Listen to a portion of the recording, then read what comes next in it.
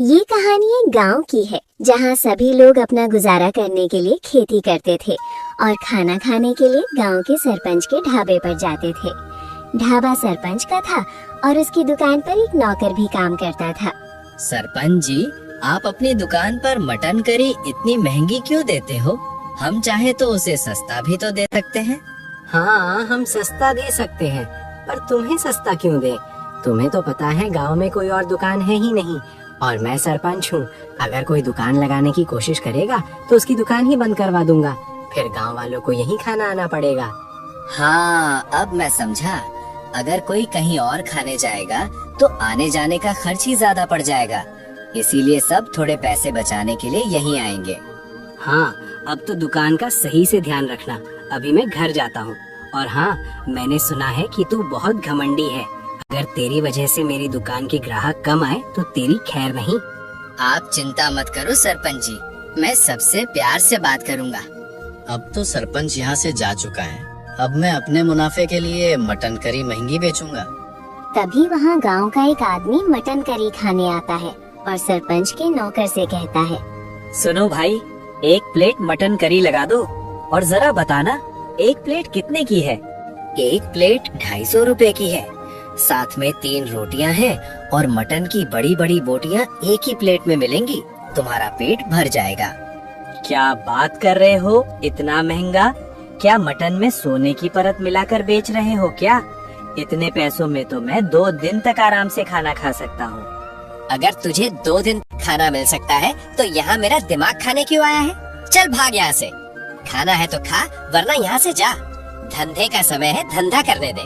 ठीक है, अब भूख तो लगी ही है, लगा दो एक प्लेट। क्या कर सकते हैं अब, गांव में और कोई ढाबा भी तो नहीं है। तभी वो मजबूरी में महंगी मटन करी लेकर खाने बैठ जाता है। वहीं गांव की दूसरी तरफ किशोर अपने माता पिता के साथ रहता था। सुनो माँ, मुझे 200 रुपए दे दो। आज मैं अपने दोस्त के साथ बाहर मटन करी खाने जा रहा हूँ। अच्छा, तुम दोनों सिर्फ 200 रुपए में खा लोगे या और भी लगेंगे? मैं एक काम करती हूँ, 400 रुपए दे देती हूँ। अगर कुछ और पसंद आए तो वो भी खा लेना। 400 क्यों? मैं तो कहता हूँ पूरा घर ही इसे दे देता है। मेहनत क्यों करना?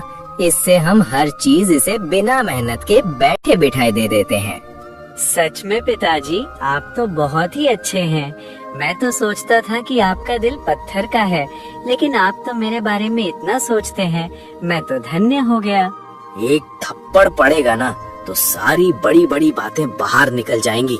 इतना बड़ा हो गया है लेकिन अभी तक एक भी काम करना शुरू नहीं किया है। कब तक बस ऐसे ही माँ बाप के पैसों पर घूमता रहेगा? कुछ तो काम कर। बेटा, तू अभी इनकी बातों पर ध्यान मत दे, ये थोड़ा गुस्से में है। जा, तू बाहर जा रहा था ना? हाँ, जा बाहर जा। ऐसे ही अपनी जिम्मेदारियों से दूर भागते रहना।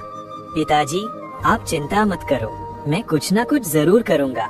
बस थोड़ा सब्र करो। अभी मैं थोड़ा घूम कर आता हूँ, फिर पूरी रात इन्हीं बातों पर चर्चा करेंगे।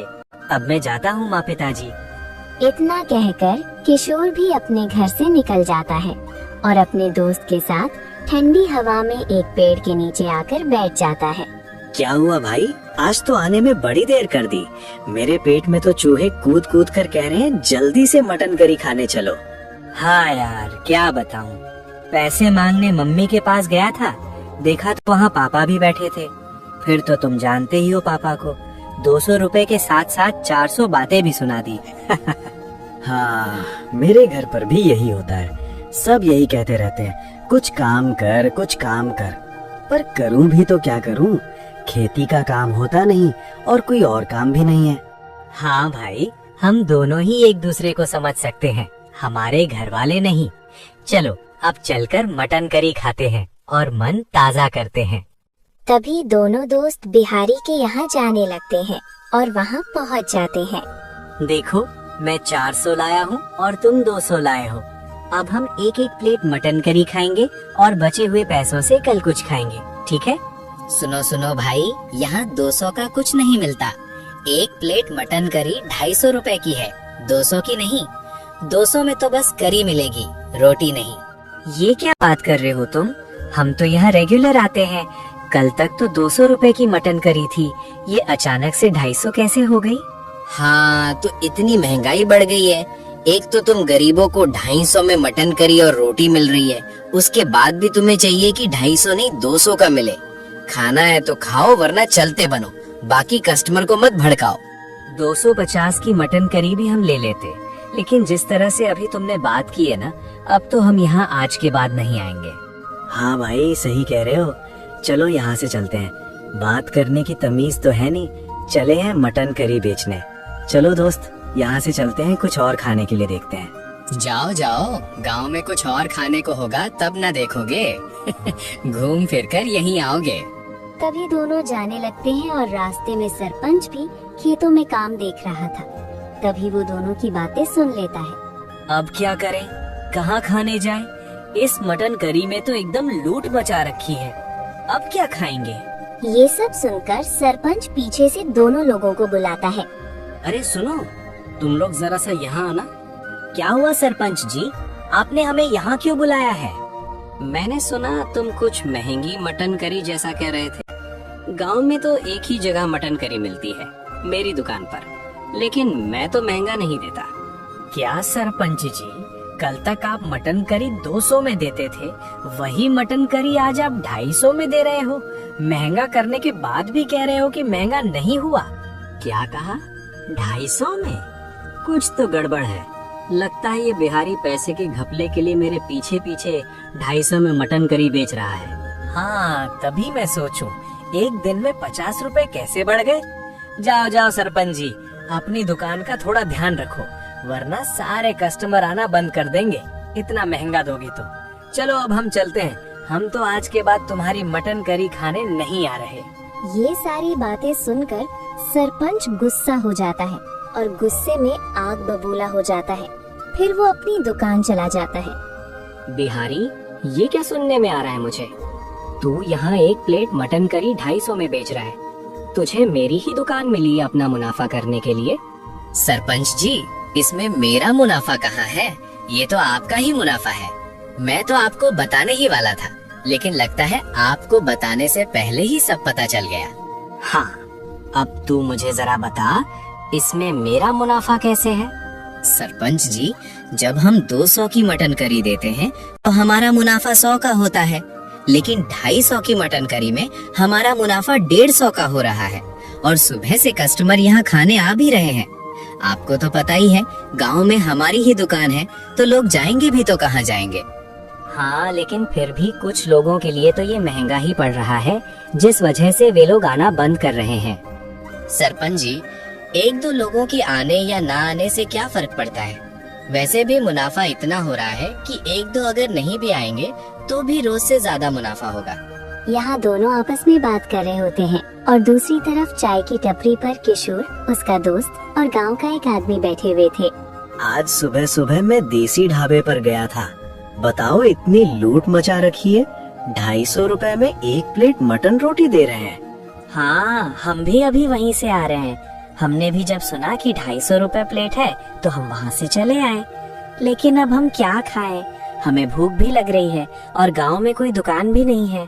तुम तो फिर भी चले आए, मैं तो सुबह गया था, इतना भूखा था कि मजबूरी में 250 रुपए की प्लेट ही खानी पड़ी। और यही बात का तो बिहारी और सरपंच मिलकर फायदा उठा रहे हैं कि मजबूरी है, लोग तो खाएंगे ही, चाहे महंगा दो या सस्ता। हाँ, सही कह रहे हो। गांव में किसी को तो खाने पीने की और भी चीजों की दुकान खोलनी चाहिए। हाँ, तो तुम ही खोल दो ना।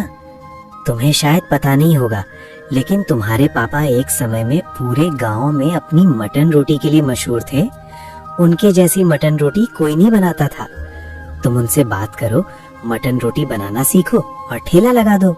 पर पापा ने ठेला बंद क्यों कर दिया? अगर वो इतना अच्छा बनाते थे तो फिर ऐसा क्या हुआ कि उन्हें बंद करना पड़ा? ये तो अब गांव में कोई नहीं जानता कि ऐसा क्या हुआ था। ये तो अब तुम्हारे पापा ही बताएंगे। तभी किशोर अपने घर अपने पापा से बात करने आता है। पापा, मैंने सुना है कि बहुत पहले आप गांव में मटन रोटी का ठेला लगाते थे और आप बहुत ही स्वादिष्ट बनाते थे। फिर आपने अपनी दुकान क्यों बंद कर दी? हाँ, सही सुना है बेटा तुमने। तुम्हारे पापा के हाथ की मटन रोटी पूरे गांव में मशहूर थी। लोग खाते खाते उंगलियां भी चाट लेते थे। अच्छा तो पापा, फिर आपने ठेला क्यों बंद कर दिया? अगर आज भी आप ठेला लगा रहे होते तो हमें कितना मुनाफा होता। हाँ बेटा, पर गांव में मेरी मटन रोटी इतनी मशहूर थी कि सब मेरी ही दुकान पर आते थे। उसी समय सरपंच की भी दुकान थी, लेकिन उसकी दुकान पर कोई नहीं जाता था। इसलिए एक रात सरपंच ने मेरे ठेले में आग लगा दी। फिर पापा, उसके बाद क्या हुआ? आपने दूसरा ठेला क्यों नहीं ले लिया? हाँ बेटा, हम ले लेते, लेकिन उसी समय तुम बीमार पड़ गए और मेरे सारे पैसे तुम्हारे इलाज में खत्म हो गए।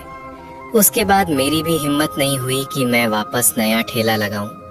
पर तुम अचानक से ये सब क्यों पूछ रहे हो? मैं इसलिए पूछ रहा हूँ क्योंकि मैंने सोचा है कि मैं भी मटन रोटी का ठेला लगाऊंगा। आप बस मुझे मटन रोटी बनाना सिखा देना, बाकी सब मैं संभाल लूंगा। अच्छा ठीक है, फिर जाओ बाजार से मटन, मसाले और सब्जियां लेकर आओ।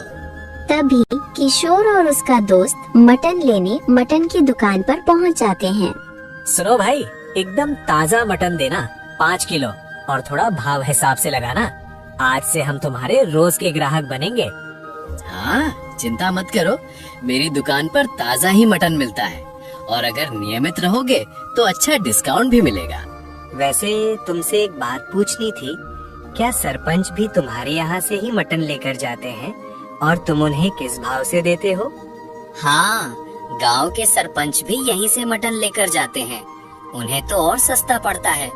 अगर वे 150 प्लेट भी बेचेंगे तो भी उन्हें 100 रुपए का फायदा होगा। वाह, मतलब सरपंच जी 250 का बेचकर 150 का मुनाफा कमा रहे हैं। हम तो अपना मटन 150 का ही बेचेंगे। तभी दोनों लोग मटन लेकर जाने लगते हैं। भाई, तुम्हारा तो सही है, तुम्हें एक काम मिल जाएगा करने को। अब से तुम मटन रोटी बेचोगे। अब मैं क्या काम करूं? तुम ऐसा क्यों कह रहे हो? अरे हम एक साथ काम करेंगे और आधा आधा हिस्सा दोनों का होगा। अब तक हम साथ थे तो आगे भी साथ ही रहेंगे। अच्छा ठीक है, मैं भी अपने घर बता दूंगा कि मुझे भी काम मिल गया है, तो अब घर में कोई मुझे ताना नहीं मारेगा। हाँ, चलो अब घर चलते हैं। पापा इंतजार कर रहे होंगे, वहीं वो हमें मटन बनाना सिखाएंगे। अरे, तुम दोनों ने आने में बहुत देर कर दी। अब सुनो, मटन तो कोई भी बना लेता है, लेकिन मेरे मटन में स्वाद एक जादुई तरीके से आता है। अच्छा पापा, कैसा जादुई तरीका? क्या कोई जादुई केमिकल है या कोई खास मसाला है? हाँ, वो एक जादुई मसाला है जिसे हमारे पूर्वज इस्तेमाल करते थे। आज मैं तुम्हें वही मसाला डालकर मटन करी बनाकर खिलाऊंगा। अब तुम दोनों कमरे में आराम करो और मेरी मटन करी का इंतजार करो। तभी किशोर के पापा मटन करी बनाना शुरू कर देते हैं और मटन करी बनने के बाद सभी लोग एक साथ मटन करी खाना शुरू कर देते हैं। वाह पापा, आपने तो कमाल ही कर दिया। इतना स्वादिष्ट मटन करी तो बिहारी के यहाँ भी नहीं मिलता। ये तो सच में बहुत ही स्वादिष्ट है। हाँ, स्वादिष्ट तो होगा ही, मैंने बनाया है और साथ ही इसमें मैंने अपने पूर्वजों का मसाला भी मिलाया है। ऐसा मसाला अब बनना तो नामुमकिन है। अंकल, सच में ये मटन करी तो बहुत ही अच्छी है। क्या हम भी उस मसाले से ऐसी मटन करी बना सकते हैं? हाँ बिल्कुल बेटा, बस मटन करी बनाना सीख जाओ, उसके बाद ये मसाला डाल दो और बस तुम्हारा काम हो गया। फिर खुद पैसे कमाओ। पापा, अब तो मैं कल ही अपना ठेला लगा दूंगा और मटन करी बेचूंगा। अगले दिन सुबह होते ही किशोर और उसका दोस्त मटन रोटी का ठेला लेकर खड़े हो जाते हैं और तभी गांव का एक आदमी वहां पहुंचता है। वाह किशोर भाई, कल बात हुई और आज ठेला भी लगा दिया। लगता है तुम्हारा पहला कस्टमर मैं ही हूँ। हाँ भाई, अभी अभी तो दुकान लगाई है और सबसे पहले तुम ही आ गए। मटन भी मेरे पापा ने सिखाया है, बिल्कुल वैसा ही बनाकर लाया हूँ। अच्छा, फिर तो आज खाने में मजा ही आ जाएगा। और तुम मटन कितने का दे रहे हो? तुम भी बिहारी और सरपंच की तरह महंगा दे रहे हो या सस्ता? अरे मैं तो 150 रुपए की प्लेट दे रहा हूँ और खाने को इतना मिलेगा कि पेट तो भर ही जाएगा। वाह, ये तो बहुत ही सस्ता है किशोर भाई। लाओ फिर एक प्लेट लगा दो। देखना, अब तो पूरा गांव तुम्हारे यहाँ ही मटन रोटी खाने आएगा। तभी किशोर उसे मटन रोटी दे देता है और वो मटन रोटी खाने लगता है। देखते ही देखते गांव के और भी लोग वहां मटन रोटी खाने आ जाते हैं। दूसरी तरफ सरपंच के यहाँ कोई भी मटन रोटी खाने नहीं आ रहा था। उसकी दुकान पूरी तरह से खाली थी। देख बिहारी, तेरी वजह से ये सब हुआ है। तूने मटन का दाम बढ़ाया, इसलिए लोग यहाँ मटन खाने नहीं आ रहे हैं, वरना यहाँ कोई न कोई हमेशा होता था। जब से तूने मटन का दाम बढ़ाया है, लोगों ने आना बंद कर दिया है। अरे सरपंच जी, ये सब मेरे दाम बढ़ाने की वजह से नहीं हुआ है। लगता है आपको मालूम नहीं है कि गांव में किशोर ने अपना ठेला खोला है, जहां वो मटन रोटी बेच रहा है, वो भी 150 रुपए की। इसलिए लोग वहां खा रहे हैं। क्या कहा? किशोर ने ठेला खोला है, वो भी मटन रोटी का? उसकी इतनी हिम्मत! लगता है वो भूल गया कि मैंने उसके बाप के साथ क्या किया था। सरपंच जी, ऐसा क्या किया था आपने उसके पापा के साथ? बहुत समय पहले की बात है, जब उसका बाप यहाँ मटन रोटी बेचता था, तो उसकी वजह से मेरी दुकान नहीं चलती थी। इसीलिए मैंने एक बार रात को जाकर उसके ठेले में आग लगा दी। उसके बाद से उसने कभी ठेला नहीं लगाया। तो आप एक काम करो, आज रात ऐसे ही किशोर के ठेले में आग लगा दो, फिर हमारा धंधा कल से वापस अच्छा चलने लगेगा। हाँ, ठीक कह रहा है तू। आज रात को तू किशोर गया, साथ ही उसका ठेला भी जाएगा। रात होते ही सरपंच किशोर के ठेले के पास आता है और उसके ठेले में आग लगा देता है। वो ये सोचकर खुशी से नाचने लगता है कि अब तो उसका ढाबा फिर से पहले की तरह चलने लगेगा। और फिर अगले दिन सुबह होते ही किशोर और उसका दोस्त वहाँ पहुँचते हैं। वे देखते हैं कि उनका ठेला तो किसी ने रात में आकर जला दिया है। वे समझ जाते हैं कि ये काम सरपंच का ही है। तभी वहाँ गांव के लोग भी आ जाते हैं। ये क्या हो गया? हम तो यहाँ मटन रोटी खाने आए थे, पर यहाँ तो तुम्हारा ठेला जला हुआ पड़ा है। ये किसने किया किशोर? अब क्या हमें वापस सरपंच के ढाबे पर ही मटन रोटी खाने जाना पड़ेगा? नहीं, आप गांव वाले चिंता मत करो। ये जिसने भी किया है, मुझे पता है कि वो कौन है। उसे लगा कि ठेला जला देगा तो मैं मटन रोटी बेचना बंद कर दूंगा, लेकिन नहीं, जो गलती मेरे पापा ने की थी वो गलती मैं नहीं करूंगा। मैं पैसे जमा करूंगा और एक नया ठेला लेकर आऊंगा और मटन रोटी बेचूंगा। किशोर, तुम्हें पैसे जमा करने की जरूरत नहीं है। मेरे पास एक ठेला है, तुम चाहो तो वो ले लो। लेकिन मुझे डर है कि कहीं रात को मेरा ठेला भी जला ना दिया जाए। नहीं, अब ठेला कोई नहीं जला पाएगा। आज रात को हम उसे रंगे हाथों पकड़ेंगे, जो भी ये काम करता है। ठीक है, हम गांव वाले तैयार रहेंगे। आज रात को हम उसे रंगे हाथों पकड़ेंगे। कौन है जो लोगों का धंधा खराब कर रहा है? आज तो हमारा धंधा बहुत अच्छा होगा। कल रात मैंने किशोर का ठेला जला दिया। सरपंच जी, आप इसी गांव के सरपंच हैं कि दूसरे गांव का? आपको तो कुछ भी पता नहीं होता कि गांव में क्या हो रहा है। क्यों, ऐसा क्या हो गया और तुम ऐसा क्यों कह रहे हो? मैं इसलिए कह रहा हूँ क्योंकि किशोर वापस से मटन रोटी बेच रहा है। ये तुम क्या कह रहे हो? खुद मैंने उसका ठेला जला दिया था, फिर वो मटन रोटी कैसे बेच सकता है? सरपंच जी, आपको तो सच में कुछ भी पता नहीं है। गांव वालों ने उसकी मदद की है और वो एक नए ठेले पर मटन रोटी बेच रहा है। हाँ हाँ, कोई बात नहीं। आज रात में उसका वो ठेला भी जला दूंगा। देखता हूँ वो कितने ठेले लाएगा। मैं उसके उतने ही ठेले जला दूंगा। उसके बाद उसकी हिम्मत टूट जाएगी और वो खुद ही बैठ जाएगा। सरपंच और बिहारी इस बारे में बातचीत करते रहते हैं कि किशोर का धंधा कैसे बंद किया जाए। और रात होते ही सरपंच फिर से किशोर के दूसरे ठेले को आग लगाने पहुंच जाता है। आ गए सरपंच जी मेरे ठेले में आग लगाने। मुझे पता था कि आज आप आएंगे। आपको हजम नहीं होता ना कि कोई आपका धंधा खा जाए। ये क्या, तुम गांव वालों के साथ यहाँ इतनी रात को क्या कर रहे हो? हम तो बस आपको रंगे हाथों पकड़ने आए थे। गांव वालों ने भी देख लिया है कि आप कैसे रात को लोगों के ठेले जलाते हैं, जो आपका धंधा खराब करते हैं। अब आपको सरपंच की पद से भी हटा दिया जाएगा। बेटा, मुझे माफ कर दो, मुझसे बहुत बड़ी गलती हो गई। मुझे सरपंच के पद से मत हटाओ। मैं वादा करता हूँ कि आज के बाद ऐसा काम कभी नहीं करूँगा। मैं बस तुम्हारी तरक्की देखकर थोड़ा सा बहक गया था। मुझे माफ कर दो आप सब लोग। अच्छा, ठीक है सरपंच जी, आपको पद से भी नहीं हटाया जाएगा और गांव वाले भी आपको माफ कर देंगे।